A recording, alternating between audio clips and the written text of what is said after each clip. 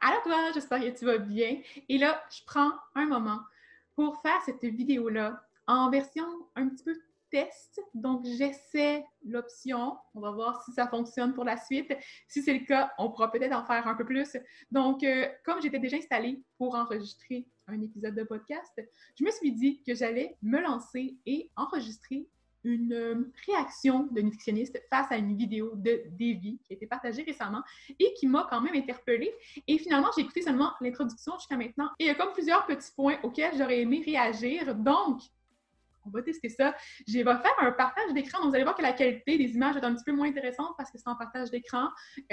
Si ça vous convient, bien, on pourra continuer comme ça. Sinon, je préfère des vidéos dans le mode plus classique pour la suite. Mais là, je vais le faire en version moins officielle. Donc, on va partager l'écran à l'instant juste pour voir qu'est-ce que ça donne. Donc, voici en fait la chaîne de Lévi. Donc, dans sa description sur sa chaîne YouTube, elle va dire qu'elle a 20 ans, qu'elle est étudiante en nutrition et qu'elle est ici pour vous faire accepter votre corps et vous faire comprendre à quel point vous avez de la valeur. Puis ça, c'est tellement important. Fait que je suis vraiment d'accord avec cet objectif-là. C'est vraiment une bonne chose. Puis elle dit que sur cette chaîne, je partage ma passion pour la nourriture, la santé, le sport et la vie. Encore là, c'est pas seulement sport, santé, c'est vraiment complet, le concept d'intégrer la vie. Je trouve ça une très bonne idée. Elle dit qu'elle poste en fait 2 vidéos par semaine et qu'elle partage majoritairement des recettes qui sont véganes, saines, faciles et rapides avec des entraînements qui vont pouvoir vous faire évoluer physiquement et mentalement, ainsi que des conseils de vie plus généraux qui vont vous permettre de vous sentir mieux au quotidien. Donc, c'est toujours super plaisant. Puis là, justement, la vidéo que j'avais en tête, elle est juste ici. Et je vais juste mettre mes écouteurs pour pouvoir l'écouter. Et dans le fond, le titre de la vidéo, c'était « Prise de poids, nudes en confinement, une journée dans ma vie, Q&A ». Donc, on s'entend que ça attire l'attention énormément. Et moi, j'étais vraiment curieuse. Donc, je ne l'ai pas mentionné, mais Davy a eu une chaîne qui a quand même vraiment explosé, en tout cas, qui a eu quand même beaucoup d'abonnés au cours de la dernière année. Majoritairement, moi, je la suis depuis quand même un petit bout, puis j'aime beaucoup son contenu, surtout son contenu de voyage. Elle a habité à Bali pendant un beau petit bout. Et moi, c'est quelque chose qui m'intéresse énormément. J'aimerais vraiment beaucoup ça, pouvoir habiter ailleurs dans le monde quelques mois par année. C'est comme quelque chose qui me ferait beaucoup plaisir. Donc, je l'admire énormément de s'être lancée et d'avoir osé, en fait, faire ça, faire un aussi grand changement dans sa vie. Moi, je ne suis pas rendue là encore, mais peut-être qu'un jour, je vais pouvoir la prendre comme modèle puis me lancer dans le néant de l'inconnu et faire des nouvelles découvertes comme elle a pu faire. Donc, vraiment, thumbs up pour tout ça. Il y a plusieurs informations vraiment cool qui sont partagées sur sa chaîne. Je ne suis pas nécessairement d'accord avec absolument tout ce qu'elle dit, mais c'est normal dans la vie d'avoir certains avis qui sont peut-être pas nécessairement dans la même ligne directrice. Puis même moi, justement, je fais des erreurs en cours de route. Puis c'est vraiment important aussi que vous me le mentionniez lorsque je partage des informations qui ne sont pas en accord avec vos valeurs. Des fois, ça peut faire du bien d'avoir des points de vue différents. Donc, si je passe à la vidéo, en fait... Dur avec nous-mêmes parce que c'est pas ce qu'on voit sur les réseaux sociaux des gens qui datent ça, qui partagent leur training tous les jours, qui mangent super bien, que forcément on doit culpabiliser ou se sentir obligé de le faire aussi. Chacun a son level de motivation. Moi, je vais pas vous mentir, depuis le début du confinement, je m'entraîne pas beaucoup. Mon corps change, j'ai pris du poids, je mange plus qu'avant parce qu'évidemment je suis à la maison, donc t'as juste plus tendance à snacker, à descendre à la cuisine que quand t'es occupé toute la journée. Et je pense que c'est important que la motivation, elle vienne vraiment de toi et que t'as envie de te faire du bien à toi et à ton corps pour te sentir bien mentalement et pas juste... J'arrête ça là.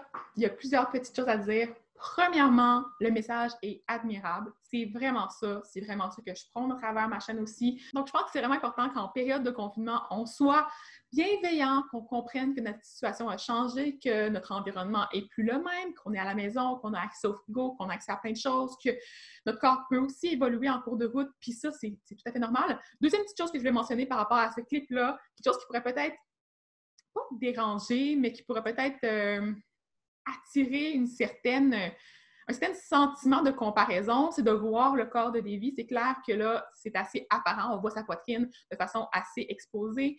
On peut voir aussi son ventre dans la vidéo. Moi, je suis totalement à l'aise avec l'idée de montrer de la peau. C'est vraiment pas un problème pour moi. Moi, je pourrais pas le faire parce que je suis quand même nutritionniste. Il faut que je m'assure de garder un certain côté plus professionnel, officiel. Mais en même temps, moi, ça ne me dérange pas de voir son corps.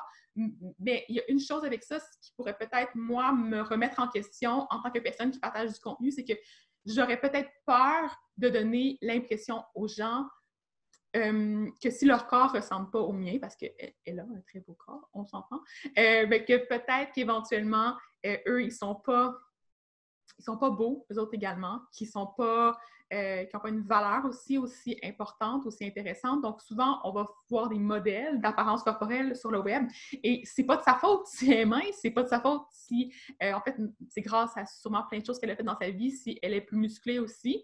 Mais je sais pas si ça peut peut-être vous attirer certaines personnes à se remettre en question. Donc, peut-être que tu pourrais me le dire en commentaire.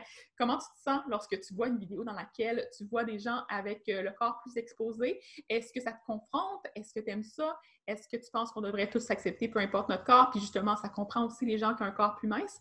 J'ai hâte d'en savoir plus. Donc, je te laisse y penser et me revenir là-dessus. On va continuer à regarder. Juste par culpabilité de voir les autres faire et du coup tu as envie de le faire aussi. C'est cool de se motiver en voyant les autres faire, c'est pas ce que je suis en train de dire, mais juste de penser au plus important et de penser que c'est pour toi que tu le fais. Par exemple, moi il y a un truc que je fais vraiment tous les jours et qui me fait vraiment trop du bien. Oui! J'aime tellement ce genre de conseils-là. Pour qui est-ce que tu fais des choses dans la vie? Pour toi et pour, bon, tes proches, c'est certain, parce que la relation que tu as avec eux, c'est ça qui va te permettre aussi de grandir en tant que personne. Puis de voir les autres grandir, ça nous fait du bien aussi. Donc, c'est normal, on a aussi du bonheur par l'intermédiaire des relations qu'on peut avoir. Mais c'est important, avant tout, de prendre des décisions qui vont être les bonnes pour notre santé à nous. Donc, de se mettre en premier plan, de vouloir notre propre bien, de vouloir se sentir heureux. C'est fondamental, en fait, chez l'humain, qu'on devrait tous avoir ça comme objectif. C'est certain qu'il y a des périodes qui étaient plus difficiles, c'est normal, mais de vouloir essayer de continuer à porter des actions qui vont dans ce sens-là, je pense que c'est une très bonne chose. C'est aller marcher 1 heure autour de chez moi. Bon, j'habite dans la campagne, donc ça aussi c'est un avantage. Mais genre tous les jours, je vais marcher 1 heure autour de chez moi. Et c'est pas question de motivation ou pas motivation, c'est juste que je le fais parce que ça me fait du bien. Trouver une activité en fait qui vous motive. Moi, je le fais en vélo. Par elle-même. Rien que le fait de penser à le faire, bah, ça doit directement vous motiver. Et par rapport à l'alimentation, c'est ça, trouver une activité qui va te faire du bien, parce que bouger, ça ne devrait pas être un calvaire, bouger, ça ne devrait pas être une obligation, bouger, ça devrait être plaisant, ça devrait te permettre de te sentir plus en conscience de ton corps, de pouvoir réussir à atteindre peut-être certains objectifs, mais pas nécessairement des objectifs en termes de kilomètres courus, en termes de corps ou d'apparence. Ça peut être des objectifs de bien-être aussi. Donc, souvent, moi, lorsque je vais faire du vélo, j'en fais beaucoup ces temps-ci parce qu'avec le confinement, on s'entend que ça fait du bien de prendre l'air et d'avoir un petit peu de soleil dans le visage. Puis ces temps-ci, justement, j'ai brisé encore mon vélo, petite anecdote de vie, et ça a fait en sorte que je ne peux plus en faire depuis 3 jours et je le sens. En fait, sur mon corps, le fait que je ne vais plus dehors autant que je ne peux pas bouger de la même façon, ça me pèse sur la conscience. Donc, j'ai vraiment hâte de pouvoir retrouver cette activité-là qui me faisait du bien. Et j'en parlais avec mon copain, justement, le fait qu'on n'ait plus nécessairement au gym s'entraîner en musculation, oui, ça nous trotte en tête, oui, on aimerait ça, continuer à garder notre masse musculaire qu'on a accumulée et continuer à avoir les mêmes performances qu'on avait auparavant. Mais en même temps, le fait de pouvoir bouger, un peu comme un enfant, de bouger seulement parce qu'on a le goût, parce qu'on fait une activité qui nous remplit de bonheur, c'est tellement un sentiment gratifiant que je pense que je ne mettrais pas de côté l'activité physique qui me fait plaisir, comme le vélo, alors qu'au contraire, le gym, en ce moment, ça me manque pas tant que ça. Ça va me manquer, c'est certain, quand je vais commencer à voir que j'ai le goût de bouger, j'ai le goût d'avoir vraiment plus de la musculation, puis de me sentir plus différent. C'est sûr que c'est différent d'un entraînement, mais c'est ça. Pour le moment, je me sens pleinement satisfaite avec le vélo, puis je pense qu'on devrait essayer de trouver un terrain où on est vraiment super à l'aise et qui nous satisfait réellement. Sans vous mentir, c'est un peu compliqué. Enfin, c'est un peu compliqué. En fait, j'ai plus du tout de culpabilité sur quoi que ce soit au niveau de l'alimentation. C'est-à-dire que même si je mange un petit peu trop, même si je me réveille à 1 h du matin pour aller snacker dans la cuisine, pour moi, il n'y a aucun problème à ça en fait. C'est juste mon corps qui me demande, c'est juste ma tête, j'en sais rien, c'est mes émotions, j'en sais rien du tout, mais je mange quand j'ai envie de manger et j'ai pas de culpabilité. Parce qu'il y a un truc qu'il ne faut pas négliger en dehors de toute la science, du surplus calorique, du déficit calorique, le stress, c'est un facteur qui joue énormément. Pas de culpabilité. Manger quand on a envie de manger, écouter nos vrais signaux de faim et de satiété. C'est exactement ce que je partage dans ma formation qui s'en vient bientôt. Donc, si ça te tente d'en savoir plus, n'oublie pas à aller regarder dans la barre d'infos en bas. Donc, j'ai créé une formation sur la faim, mais qui va te permettre, en fait, d'en apprendre plus sur les différents signaux de faim que tu peux ressentir, oui, mais aussi sur qu'est-ce que tu peux intégrer dans ton assiette pour pouvoir avoir un sentiment de plénitude, de satisfaction qui va être plus présent. Donc, c'est pas nécessairement seulement une question de macronutriments. Donc, oui, les protéines, les lipides et les glucides vont avoir un impact sur comment tu vas te sentir. Mais c'est sûr qu'il y a d'autres choses à prendre en considération. Donc, il y a plein d'aspects plus gustatifs, d'aspects au niveau des saveurs, des textures, des odeurs, des chaleurs. Il y a plein de choses qu'il faut aussi prendre en compte. Donc, j'en parle beaucoup dans la formation. Je parle également du mouvement Health at Every Size. Donc, d'accepter notre poids naturel. Et en tout cas, c'est ça. Il y a plein d'informations, plein de recettes inédites, plein d'idées pour développer ta créativité en cuisine. Fait que si ça t'intéresse, fais-moi signe. N'oublie pas non plus de mettre un petit pouce en l'air à la vidéo, comme ça je vais pouvoir être encouragée. Voilà. Fait que je continue à partager les petites infos de Lévi. Sur la prise de poids en général. Donc le fait d'être détendu à ce niveau-là, ça améliore énormément de choses au niveau de ça. Après, j'ai une maman qui cuisine beaucoup, une maman portugaise qui fait à manger pour 1000. Donc ouais, en ce moment, je vais pas vous mentir, je fais pas du tout attention à mon alimentation. C'est tellement vrai! Je suis tannée de répéter tout la même chose, mais je pense que c'est quelque chose que on comprend pas encore, on s'impose encore des règles alimentaires. On est bien, on est pas bien en fait. C'est un terrain connu, des fois la restriction, c'est un terrain connu d'avoir des limites. De savoir qu'on doit manger à midi, qu'on doit manger à 5h30 le soir, puis ça, c'est notre habitude. Puis on sait que ça fonctionne bien depuis plusieurs années, fait qu'on est bien là-dedans. Par contre, même si tu changes la routine, il faut que tu comprennes que c'est pas quelque chose qui est grave, c'est même quelque chose qui est peut-être bénéfique pour te faire réaliser que ça n'aura peut-être pas d'impact sur ton corps, finalement, ça n'aura pas d'impact sur ta santé, puis finalement, peut-être que ça va t'aider, en fait, à te sentir plus à l'aise dans ton corps parce que tu vas pouvoir écouter tes réels sentiments de faim et de satiété en te donnant la chance, justement, de manger dans la nuit si, par exemple, tu ressens vraiment le besoin. Puis après ça, oui, pose-toi des questions. Pourquoi tu t'es réveillé dans la nuit? Qu'est-ce qui s'est passé? Est-ce que tu as mangé de manière balancée la journée avant? Est-ce que tu étais plus stressé? Mais justement, tout ça, ça doit être pris en compte dans la réflexion et on doit vraiment prendre le temps de consciemment se poser des questions pour pouvoir réussir à ajuster nos comportements de la bonne façon. C'est à coup de tarte, de chocolat, de pizza, de lasagne et ça me va très très bien. J'essaie là depuis quelques jours de faire un peu plus attention parce que je le ressens juste sur ma digestion que mon corps il est en mode on va se calmer un petit peu sur les chocolats et tout. Mais ouais, essayez de vous poser à une table, de partager un repas, de pas trop regarder votre téléphone quand vous mangez et juste d'être conscient de ce que vous mettez dans votre corps en fait, c'est tout. Mais voilà. Bon. Ça, c'est aussi une chose à prendre en compte. Si tu vois que tu as des envies, par exemple, de dessert, de pâtisserie, de peu importe ce que tu voudrais manger, tu peux les manger. Donc, oui, tu peux.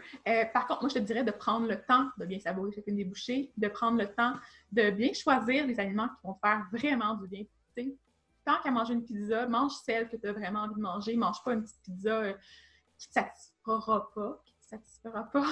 Donc, vas-y pour l'option pleinement satisfaisante. Mais écoute ton corps en termes de portions. Et si tu vois aussi que ton corps finit par plus être capable de gérer tout ça, parce que ça se peut très bien qu'éventuellement tu commences à avoir des inconforts digestifs ou te sentir un peu moins bien, le niveau d'énergie va baisser, puis avoir des fluctuations dans la journée, c'est normal, c'est ça la conséquence de manger ce qui te plaît. Fait que si tu n'as plus envie de ressentir ça, ben, tu peux continuer à réintégrer certains autres petits ingrédients à ta routine qui vont te permettre de retrouver un bel équilibre. Et là, tu vas voir que ça va se faire tout seul. Tu n'auras même pas nécessairement à y penser quand tu vas manger une quantité plus élevée, par exemple, d'aliments qui sont considérés comme interdits dans le modèle classique. Éventuellement, tu vas pouvoir avoir d'autres âges alimentaires pour manger des légumes, pour manger des grains entiers, pour manger des fruits, pour manger des trucs qui sont plus frais, plus croquants, des saveurs qui sont peut-être un peu moins salées et sucrées et grasses, mais c'est pas grave si t'en manges aussi. Fait que, faut avoir un équilibre dans tout ça. Là, comme la vidéo va être vraiment très longue, je pense pas passer à travers la vidéo complète de Lévi, on s'entend. Mais si ça t'intéresse, ce format-là, tu me diras, puis on pourra en faire plus. Donc, en fait, je vais arrêter la vidéo juste ici parce que je veux pas non plus faire une vidéo trop longue. Comme c'est un test, on essaie quelque chose aujourd'hui et on va voir ce que ça donne pour la suite. Si tu as aimé ça, n'oublie pas de mettre un petit pouce en l'air à la vidéo. Si tu as envie d'ajouter des choses par rapport à ce que j'ai pu percevoir des propos de Lévi, tu peux m'écrire ça en commentaire. Si tu as des suggestions pour des prochaines chaînes, des prochaines vidéos à analyser aussi, fais-moi signe. Et si tu as envie de mieux comprendre ton corps et les signaux qu'il t'envoie. C'est le temps ou jamais de t'inscrire à ma formation La Fin, dans laquelle tu vas pouvoir réussir à accepter ton corps, premièrement, pour ce qu'il est, à reconnaître tes forces, à réussir aussi à savoir un peu comment bâtir tes repas pour pouvoir te sentir bien après avoir mangé, pour pouvoir réussir à optimiser aussi ta santé globale, donc ta santé physique, mais aussi la santé mentale et le contexte social autour de toi. Donc, je pense qu'il y a plein de choses à apprendre à travers la formation. Je parle entre autres des macronutriments, les protéines, les lipides, les glucides. Je parle également du sucre. Donc, est-ce qu'on devrait cesser de manger du sucre ou on peut continuer d'en manger? Je parle également des différents types de fibres et leur impact sur notre sentiment de satiété. Je parle des micronutriments, des aliments ultra transformés. Je parle aussi des comportements alimentaires, de la dépendance alimentaire. Je parle de plein de choses. Je me suis lancée à fond dans la formation et quelque chose de vraiment cool avec ça, c'est que tu vas avoir aussi accès à un clavardage. Donc, dans le coin de l'écran, en bas à droite, tu vas pouvoir me contacter et discuter avec moi ou me poser des questions en cours de route. Vraiment cool.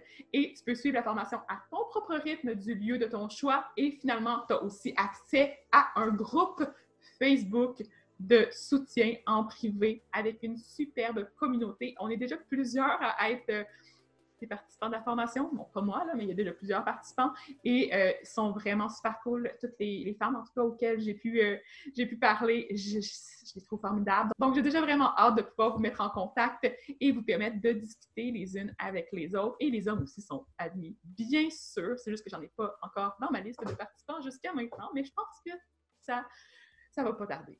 Donc, n'oublie pas de partager aussi l'info par rapport au lancement avec tes proches. Et je te mentionne également que la formation est remboursable par certaines assurances et elle est également admissible pour le programme PACMI offert aux entrepreneurs.